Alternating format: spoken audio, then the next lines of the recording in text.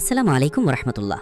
প্রিয় দর্শক, কিছু কাজ মানুষকে জান্নাতের পথ দেখায়, মানুষকে জান্নাতে পৌঁছতে সহায়ক হয়, মানুষকে আল্লাহর নেক বান্দাদের অন্তর্ভুক্ত করে। আবার কিছু কাজ মানুষকে আল্লাহর রহমত থেকে দূরে সরিয়ে দেয়, মানুষকে জাহান্নামের দিকে ঠেলে দেয়। আজকে আমরা জানব যে দুই কাজের কারণে মানুষ সবচেয়ে বেশি জান্নাতে যাবে। আবু হুরায়রা রাদিয়াল্লাহু আনহু বলেন, রাসূলুল্লাহ সাল্লাল্লাহু আলাইহি ওয়াসাল্লামকে প্রশ্ন করা হলো, কোন আজটি সবচেয়ে বেশি পরিমাণ মানুষকে জান্নাতে নিয়ে যাবে? তিনি বলেন, আল্লাহ ভীতি বা তাকওয়া ও উত্তম চরিত্র। তিরমিজি হাদিস নম্বর 2004। উপরোক্ত হাদিসে প্রিয় নবীজি সাল্লাল্লাহু আলাইহি ওয়াসাল্লাম জান্নাতে যাওয়ার মৌলিক দুটি কাজের কথা উল্লেখ করেছেন, যা অধিক পরিমাণ মানুষকে জান্নাতে নিয়ে যাবে। নিম্নে সে দুটি কাজের আলাদা ব্যাখ্যা করা হলো। 1. তাকওয়া বা আল্লাহ ভীতি। তাকওয়া বা আল্লাহ ভীতি হচ্ছে সব ভালো কাজের উৎস, পুণ্য কাজের জন্য পথের দিশারি। তাকওয়া হচ্ছে ভালো কাজের মাধ্যমে আল্লাহর আযাব থেকে বেঁচে থাকা।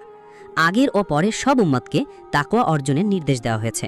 আল্লাহ বলেন, আর নিশ্চয়ই আমি নির্দেশ দিয়েছিলাম তোমাদের আগে যাদের কিতাব দেওয়া হয়েছিল তাদের এবং তোমাদেরও, যেন তোমরা তাকওয়া অবলম্বন করো। সূরা নিসা আয়াত 131। 2. উত্তম চরিত্র ও সুন্দর আচরণ। যে কাজগুলো অধিক পরিমাণ মানুষকে জান্নাতে নেবে তার মধ্যে দ্বিতীয়টি হল উত্তম চরিত্র। আমাদের মহানবী সাল্লাল্লাহু আলাইহি ওয়াসাল্লাম ছিলেন সর্বোত্তম চরিত্রের অধিকারী। পবিত্র কুরআনে মহান আল্লাহ বলেন, আর নিশ্চয়ই আপনি মহান চরিত্রের ওপর অধিষ্ঠিত। সূরা কালাম আয়াত 04। মহৎ চরিত্র কি? এর অর্থ নির্ধারণে কয়েকটি অভিমত আছে। ইবনে আব্বাস রাদিয়াল্লাহু আনহু বলেন, মহৎ চরিত্রের অর্থ মহৎ দিন, কেননা আল্লাহ তাআলার কাছে ইসলামের চেয়ে বেশি প্রিয় কোনো দিন নেই। আয়েশা রাদিয়াল্লাহু আনহা বলেন, স্বয়ং কোরআন রাসূলুল্লাহ সাল্লাল্লাহু আলাইহি ওয়াসাল্লামের মহৎ চরিত্র, অর্থাৎ পবিত্র কোরআন যেসব উত্তম কর্ম ও চরিত্র শিক্ষা দেয় তিনি সেসবের বাস্তব নমুনা। আলী রাদিয়াল্লাহু আনহু বলেন, মহৎ চরিত্র হল কোরআনে বর্ণিত শিষ্টাচার। তাফসিরে কুরতুবী। প্রিয় দর্শক, উত্তম চরিত্র কিছু শাখা রয়েছে যেগুলো মানুষকে প্রকৃত মুত্তাকি হতেও সাহায্য করে। নিম্নে সেই শাখাগুলো তুলে ধরা হলো।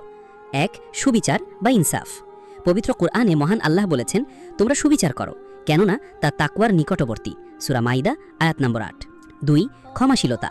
পবিত্র কোরআনে মহান আল্লাহ তার প্রিয় বন্ধুকে উদ্দেশ্য করে বলছেন, আপনি ক্ষমাশীলতা অবলম্বন করুন এবং মানুষকে ভালো বিষয়ে আদেশ করুন আর মূর্খদের উপেক্ষা করুন। সূরা আরাফ আয়াত নম্বর 199। 3. রাসূল প্রেম। নবীজির প্রতি ভালোবাসা, শ্রদ্ধা ও তার অনুসরণ মানুষকে উত্তম চরিত্র অবলম্বন করতে বাধ্য করে এবং প্রকৃত মুত্তাকিতে রূপান্তর করে।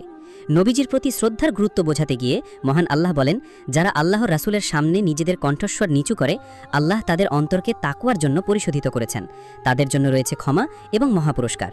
সূরা হুজুরাত আয়াত নম্বর 3। সম্মানিত ভাই ও বোনেরা, আল্লাহ রাব্বুল আলামিন আমাদেরকে এই জান্নাতি দুটি গুণে গুণান্বিত হওয়ার তৌফিক দান করুন। আমিন।